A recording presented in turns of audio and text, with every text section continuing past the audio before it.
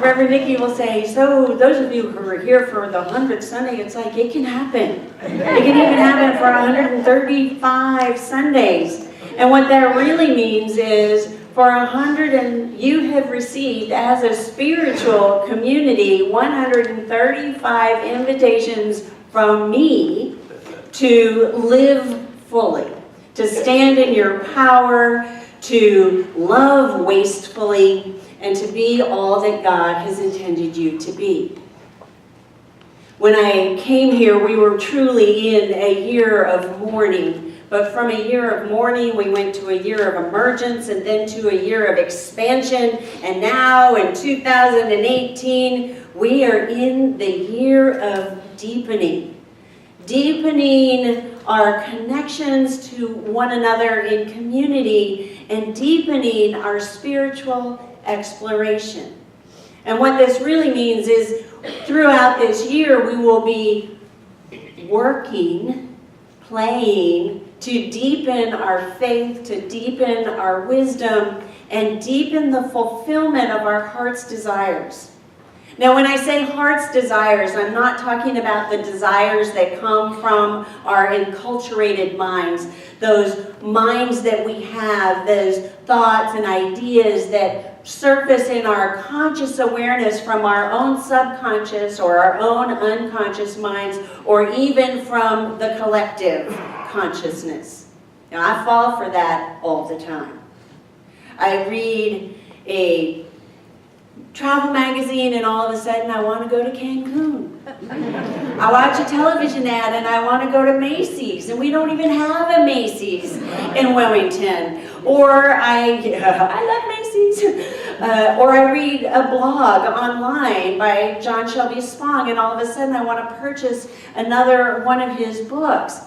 Those kinds of desires are not bad, but they're not the deep-seated desires that I'm talking about for 2018. The deep desires of our hearts that I'm talking about are the ones that come from our transcendent mind. Or in Unity we call it the superconscious mind, or the God mind. Those are the desires that flow from what we really feel. They flow from what we love. They flow from that drawing, that pull of our deepest wants. Those kinds of desires are the ones that I'm talking about. They're the ones that come from questions like these. Like, wait, when I turn it on, beep, beep, here we go. Like these. What is calling to my heart? What is coming up to be healed? Where do I want to place my faith? What do I want to happen? What will I feel like when that happens? And what support from the universe am I willing to, now how about I fix that typo, to draw in? And what is mine to do? These kinds of desires that come from our transcendent mind, and we actually end up turning into, once we begin to articulate them, we turn them into intention statements. Myrtle and Charles Fillmore, our co-founders, were incredibly well read. Even though they came from a Christian background, they loved exploring spiritually, and they loved exploring different philosophies. Charles Fillmore, it's documented that he had a great affinity for Eastern philosophy, particularly the Tao, particularly Hinduism.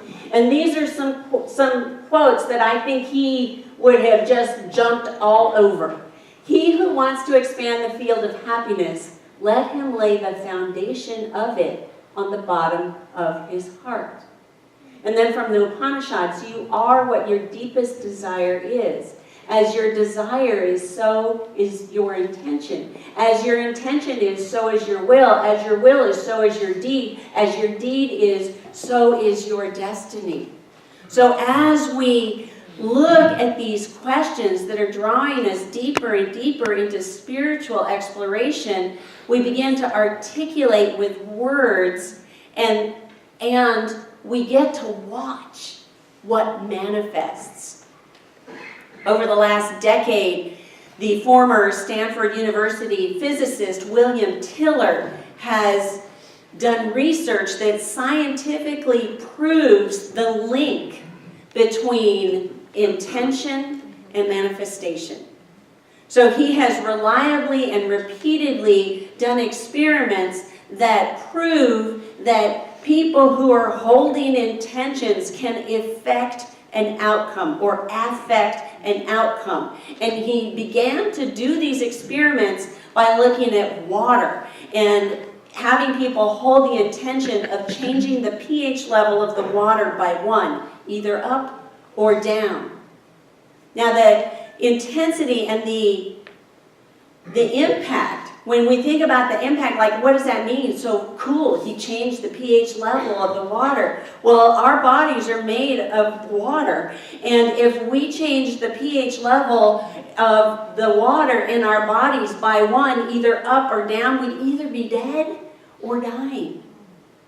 That's how powerful we are. He's known as quoting again and again, we as human beings have no idea the capacity of the power that we hold with our minds. He could have been a Unity minister saying that. But he has proven time and time again the link between intention and manifestation. Now, in between well, I like the word link. And I'll just say the word link is mine because the word he uses is entangled. He said intention and manifestation are entangled. And I'm sure that makes a whole lot of sense from the perspective of quantum physics. But from the perspective of spirituality, the word entanglement gives me the willies. So I use link. They're irrefutably linked. Intention and manifestation. Now, in between the beginning and the end, or the intention and the manifestation, is the age-old spiritual practice of surrender. And I'm not talking about letting go and releasing, which is different. That's what we did last week with the burning bowl ritual. We released, we let go of those thoughts, those ideas, those beliefs, those habits that no longer serve us, so we could create a vacuum for us to plant our intentions in this week. William Tiller says that vacuum is not nothingness. He says it's not emptiness. And I'm telling you, see, he could have been a Unity minister. It is actually divine, pure potential, dense energy potential in that vacuum. So what that's really saying is this energy that's in the vacuum is amorphous, it's chaotic, and it's up to us to take our transcendent or even our enculturated mind, because we're going to produce whichever mind we're thinking from, but to take our transcendent mind and with intention begin to formulate and give form to that dense energy potential. So questions like these can help us become crystal clear about what our intentions and what our heart's desires actually are. Does that make sense? Okay, so in preparation for the age-old practice of surrender, we need to become crystal clear about what our intentions are. What we can do, and the practices in Unity, is that we spend time in meditation. And then in meditation, we allow these things to bubble up, these ideas to bubble up and form in us so that we can actually take the words that are in our minds and put them on paper. There's power to putting them on paper. How many times have you had a good idea and go, well, I'm going to remember that. It was such a good idea, I didn't have to write it down.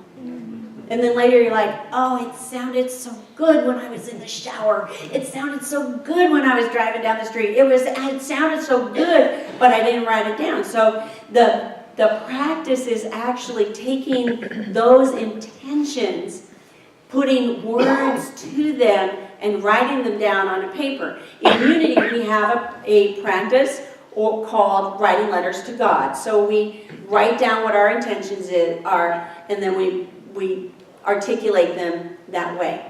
So before we engage in the practice today, because it's one thing to have an explanation of what a spiritual journey is like, but it's another thing to have an experience. of what that spiritual journey is like. So today in service, as part of our lesson, we're actually going to write our letters to God. So we're going to have a little time in meditation, and then we have pieces of paper. Did everybody get a piece of paper? Did everybody get an envelope and a writing utensil? Okay, so we're going to write the letter and self-address the envelope, and then after meditation, when we're all done, we'll put them in the envelope, and we'll seal them. So Nancy up here needs, and Ron needs, and Amanda needs, and the second, third timer, and okay. So the ushers will come, and they will supply your every need. But I will tell you, while they're doing that, a story about a young woman who got a new job in a new city, and she moved there. She went ahead and moved there. She was in her 20s, and she left her vast circle of friends, and it was her desire, her heart's desire, to make those connections and to make those friends in her new city. Now, she knew a couple of people. They're coming, I think. So there's still some people right up here. If you could just bring the whole lot of them. And so anyway, she had a few friends. Like, she knew some people, but she wanted, when you're 20, you want a whole bunch of people to go hang out and do things with. So she thought very carefully about what her intention was. She wrote a letter to God, she sealed it up, and she put it away. So for us as a service to you, we're going to put your letters away. So you're going to give us the letters at the end of the meditation, and then we're going to mail them back to you at the appropriate time, which is usually several months from now. So she wrote all her intentions down, she put them in a letter, she sealed the letter, and she put the letter away. And then she just decided that there was no time stamp on it, there was no deadline, and that she had complete faith that she would begin to manifest results when she was ready to manifest those results. Like, she knew that they would come as soon as she got ready for them to arrive. And then she was just open to the guidance of Spirit. And one of the first ideas that came to her was to join a tennis club. She liked to play tennis. People played tennis. So she just signed up for lessons at the tennis club. And while she got better at tennis, she actually never got anybody's phone number to go hang out with or have a meal or even play tennis with. She wanted to go out to eat. She wanted to grab a drink. She wanted to do all those kinds of things. And in her neighborhood, there was a street that was full of bars and restaurants. So she started to go to one right after another and hang out in the cafe, talking to whoever came near her or by her. She wanted to go to concerts. She wanted to go to shows. She wanted to be in with people who were enjoying live entertainment just like she was. But every time she went alone, she felt alone. So she joined a theater group. And with the theater group, they started going to shows. And at one of those shows, she met somebody. Her name was Judy. And she and Judy started off with this great conversation. And then pretty soon they figured out they had the same dog sitter. And then pretty soon, Judy mentioned that she saw her dog sitter walking this adorable puppy, and it belonged to the 20-something-year-old person. So they had these great connections, and the young woman was like, finally, I think I'm going to make a friend. And she was so excited that she went home without a phone number, without an email, and without a last name. So there was Judy, all that time wasted. Fast forward a couple of weeks, the young woman went to the cafe, and she was sitting there talking to the waitress and one of the other regulars, when the waitress said, I think I have a friend that you might like to meet. In fact, the more I talk to you, the more I know that you're just going to love her. Give me a minute. So she goes off, makes a phone call. 10 minutes later, guess who walks in the door? Judy. Judy walks in the door. Now, these two women have been friends for 15 years. 15 years. But here was the process, the in-between, that age-old practice of surrender. She made The young woman made the intention, but then she surrendered it to the universe. And she did these things. Here's the 1, 2, 3, 4, 5. Articulate your intention, surrender your intention to the universe, remain centered in restful awareness, which means you're going to be open to the guidance and you're going to be available to the guidance of God. Number 4 is follow your spiritual impulses. They might not all work out. Might be like the tennis club. Might be like the restaurant in the beginning, not seeming like it's going to work out. It might be like the theater club where you kind of blow it and don't get the name and the number. But eventually, something is going to unfold that resonates and matches your intention because you've been open and available to the guidance of God and you've been willing to take action and follow your spiritual impulses. So step 5 is repeat number 3 and number 4 as needed. And we can do this. We can do this starting today to initiate our own deepening, to initiate the deepening of the connections that we have with each other in community, and to initiate, to begin the deepening of our own spiritual exploration. It doesn't devalue or negate any of the work we've done before. It doesn't devalue or negate any place we've been before or any connection that we've had before, but it deepens it. We've already begun to hold these ideas, to hold these intentions. And all we need to do is to decide whether or not to plant these seeds deep in our vacuum, to water them, to nurture them, to weed around them any distractions that pop up, or sometimes just to wait. 1, set your intention. 2, surrender it to the universe. 3, be open and available to the guidance of God. 4, act on your impulses. 5, repeat number 3 and 4 is necessary. There is a scientifically proven connection, a link, an entanglement, whatever you want to call this quantum relationship between intention and manifestation, and we can begin it with letters to God. So I'm going to put the questions back up. What is calling my heart? What is coming up to be healed? What will I feel like? And then we get to say, Dear God. And if you don't like the word God, Dear One, or you can skip the salutation altogether and just start writing. Because what's really important is what Charles Fillmore invites us into. When one understands the power of words spoken in spiritual consciousness, the results are in fulfillment of divine law. So we're going to sing, Lead Me to the Light. We're going to put this right back up there. So in meditation, if you need to, look at it, open your eyes, look at it. If you're the kind of person who meditates and never closes your eyes, it'll be there with you and for you. And then when you get ready, start writing. And when you finish, bless it. Put it in the envelope. Lick the envelopes. Is it a licky kind of envelope or a...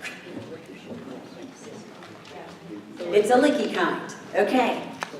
Write your name and address on there so that we can mail it to you at the appropriate time. Are we ready? Let's do it. Father, Mother, birther and breath of all, create a space inside us and fill it with your presence. Let oneness now prevail.